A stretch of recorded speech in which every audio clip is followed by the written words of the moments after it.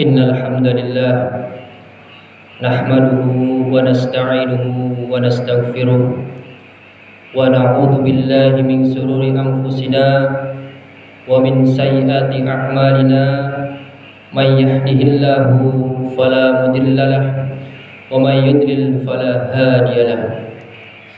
Asyhadu an la ilaha illallah wahdahu la syarika lahu wa asyhadu anna Muhammadan abduhu wa rasuluh. Allahumma salli wa sallim wa barik ala sayyidina Muhammadin wa ala alihi wa sahbihi ajma'in. Qala Allah ta'ala fil Qur'anil Karim, a'udzu billahi minasy syaithanir rajim.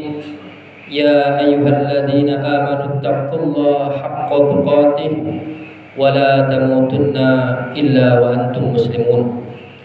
Wa qala Rasulullah sallallahu alaihi wasallam, ittaqillaha haitsu ma kunta wa atbi'is sayyi'atal hasanata tamhuha wa khaliqin nasa bihulukin hasanin, amma ba'du. Hadirin jamaah salat subuh Masjid Al-Kautsar Perumahan Belanova yang dirahmati Allah Subhanahu wa taala.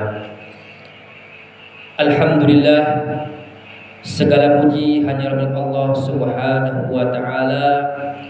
Kita masih diberikan nikmat oleh Allah Subhanahu wa taala begitu banyak sekali. Terutama nikmat iman, nikmat Islam, nikmat kesempatan dan kesehatan. Sehingga pada pagi hari ini kita bisa melaksanakan kewajiban kita, yaitu melaksanakan sholat subuh secara berjamaah. Mudah-mudahan Allah Subhanahu wa ta'ala membalas kita dengan pahala yang berlimpah, dan mudah-mudahan kita termasuk orang-orang yang dimasukkan ke dalam surganya Allah Subhanahu wa ta'ala. Amin amin ya rabbal alamin. Selanjutnya, tak lupa salawat serta salam semoga tercurah limpahkan kepada baginda kita Muhammad sallallahu alaihi wasallam, pada keluarganya, sahabatnya, dan mudah-mudahan kita yang hadir di sini mendapatkan syafaatnya di yaumil qiyamah kelak. Amin amin ya rabbal alamin. Hadirin jamaah salat subuh yang dirahmati Allah Subhanahu wa taala, pada kesempatan pagi hari ini izinkan saya akan membacakan satu buah hadis yang diambil dari kitab Arba'in Nawawi, hadis yang ke-18. An Abi Dzarrin Jundub bin Junadata wa Abi Abdurrahman Mu'adz bin Jabalin radhiyallahu anhuma an Rasulullah sallallahu alaihi wasallam qala, ittaqillaha haitsu ma kunta wa atbi'is sayyi'atal hasanata tamhuha wa khaliqin nas bihulukin hasanin.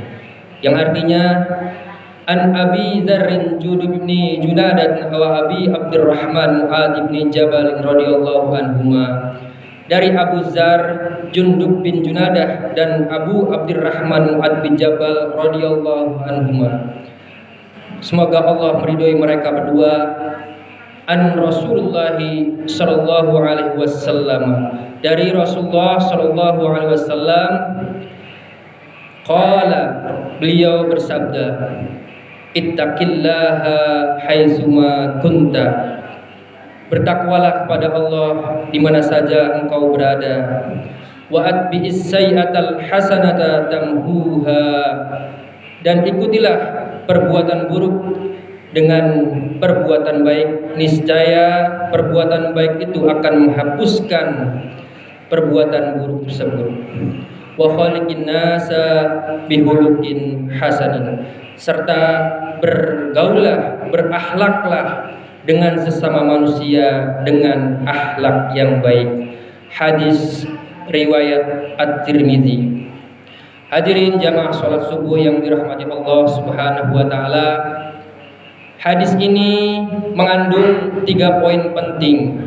Yang pertama yaitu ittaqillaha haitsuma kunta. Bertakwalah kalian di mana saja engkau berada. Definisi takwa menurut para ulama adalah al-imtitsalu awamiri wa istinabu al-nawahi, yaitu menjalankan perintah-perintah Allah dan menjauhi larangan-larangan Allah Subhanahu wa taala. Jadi kita diperintahkan oleh Allah Subhanahu wa taala melalui hadis Nabi ini, bertakwalah kepada Allah dalam keadaan di mana saja, kapanpun dan dimanapun. Perintah untuk bertakwa banyak tersebar di dalam Al-Quran dan hadis. Baik perintah bertakwa secara umum maupun perintah bertakwa yang dikaitkan suatu hal yang khusus. Baik dalam bentuk kata ittaqullah maupun ittaqillah, ya. Contohnya di dalam surat Ali Imran 102, ya. Ya ayyuhalladzina amanu taqullaha haqqa tuqatih wa la tamutunna illa wa antum muslimun. Hai orang-orang yang beriman, bertakwalah dengan sebenar-benar takwa dan janganlah kalian mati dalam keadaan muslim, dalam keadaan Islam. Jadi perintah takwa ini adalah perintah yang sangat agung. Sebagaimana juga di dalam surat Al-Baqarah di mana kita diperintahkan untuk berpuasa, ya ayyuhalladzina amanu kutiba alaikumusiyam kama kutiba alal ladzina min qablikum la'allakum tattaqun. Hai orang-orang beriman, diwajibkan atasmu berpuasa sebagaimana diwajibkan atas orang sebelummu agar engkau menjadi orang yang bertakwa. Jadi di dalam ayat-ayat Al-Quran ini jelas bahwasanya kita untuk senantiasa bertakwa dimanapun dan kapanpun, baik kita dalam keadaan sendiri maupun dalam keadaan rame-rame, baik kita di dalam masjid maupun di luar masjid, baik itu di pasar, di kantor, dan di tempat-tempat yang lainnya. Kita harus membawa ketakwaan itu di setiap tempat dan waktu.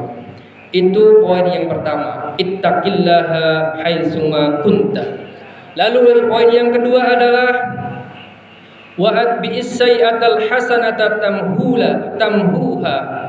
Dan iringilah perbuatan yang buruk itu dengan perbuatan yang baik. Dan mudah-mudahan perbuatan yang baik itu akan bisa menghapus perbuatan yang buruk yang kita lakukan.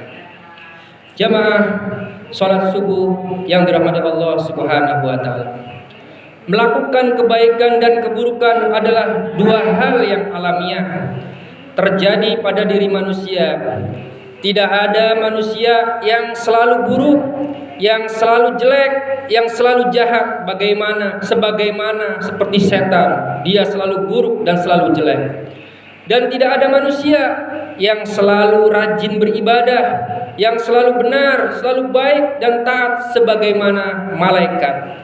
Justru karena ada kedua hal tersebut, inilah letak manusiawinya.